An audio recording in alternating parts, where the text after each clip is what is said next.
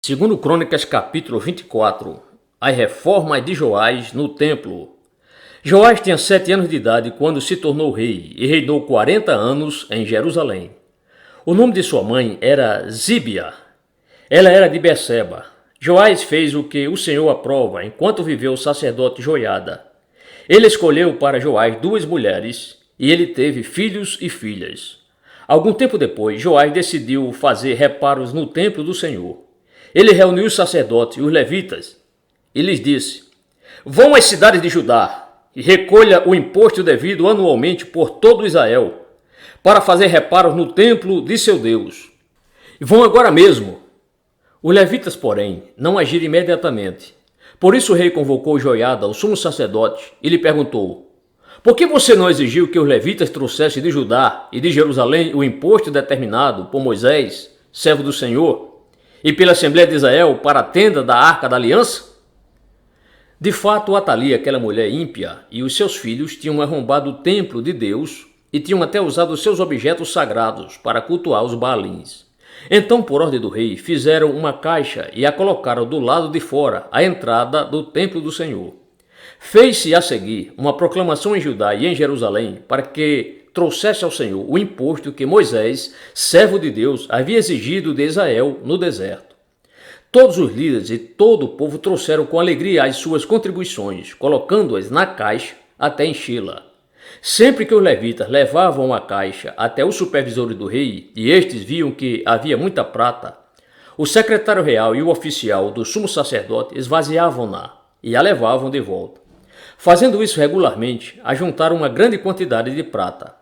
O rei e Joiada entregavam essa prata aos homens que executavam os trabalhos necessários no templo do Senhor. Eles contratavam pedreiros, carpinteiros e também operários que trabalhavam em ferro e em bronze para restaurarem o templo do Senhor. Os homens encarregados do trabalho eram diligentes, o que garantiu o progresso da obra de reforma.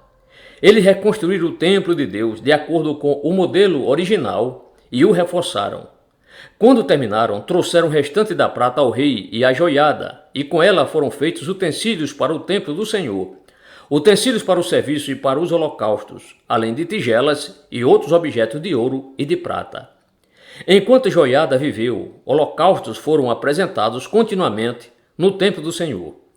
Joiada morreu com idade avançada, com 130 anos. Foi sepultado com os reis da cidade de Davi, em atenção ao bem que havia feito em Israel, em favor de Deus e do seu templo. A impiedade de Joás. Depois da morte de Joiada, os líderes de Israel foram falar com o rei e lhe prestaram reverência, e ele aceitou o que disseram. Então abandonaram o templo do Senhor, o Deus dos seus antepassados, e prestaram cultos aos postes sagrados e aos ídolos. Por culpa deles, a ira de Deus veio sobre Judá e Jerusalém. Embora o Senhor tivesse enviado profetas ao povo para trazê-los de volta para ele, e os profetas tivessem testemunhado contra eles, o povo não quis ouvi-los. Então o Espírito de Deus apoderou-se de Zacarias, filho do sacerdote Joiada. Ele se colocou diante do povo e disse: isto é o que Deus diz. Por que vocês desobedecem aos mandamentos do Senhor? Vocês não prosperarão.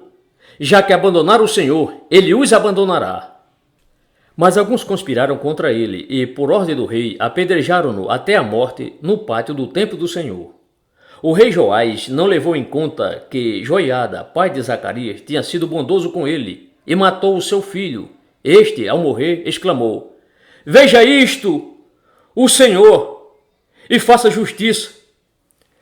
Na virada do ano, o exército arameu marchou contra Joás, invadiu Judá e Jerusalém, matou todos os líderes do povo e enviou para Damasco ao seu rei tudo o que saqueou. Embora o exército arameu fosse pequeno, o Senhor entregou nas mãos dele um exército muito maior, pois Judá tinha abandonado o Senhor, o Deus dos seus antepassados. Assim o juízo foi executado sobre Joás. Quando os arameus foram embora, deixaram Joás seriamente ferido. Seus oficiais conspiraram contra ele porque ele tinha assassinado o filho do sacerdote Joiada e o mataram em sua cama. Assim ele morreu e foi sepultado na cidade de Davi, mas não nos túmulos dos reis. Os que conspiraram contra ele foram Zabade, filho da amonita Simeate, e Jeozabade, filho da moabita Sinrite. Quanto a seus filhos, as muitas profecias a seu respeito, e ao relato da restauração do templo de Deus, tudo está escrito nas anotações do livro dos reis. E seu filho Amazias foi o seu sucessor,